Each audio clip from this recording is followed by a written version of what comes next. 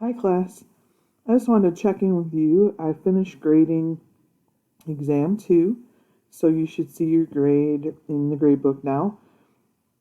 A few things about the exam.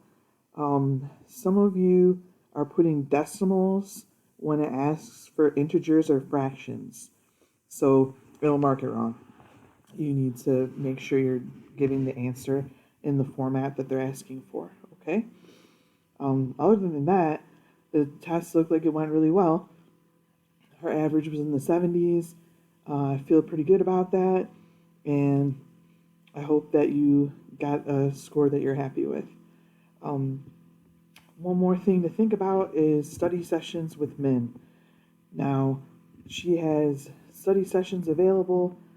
They're free, right? They're a way for you to get some extra help. Um, you can review topics, you can look at the current topics for the week. She's there just to help you out. So please meet up with Min and her study sessions if you can, and then also keep on with the discussion posts. Okay, I hope you have a good week. I'll talk to you soon.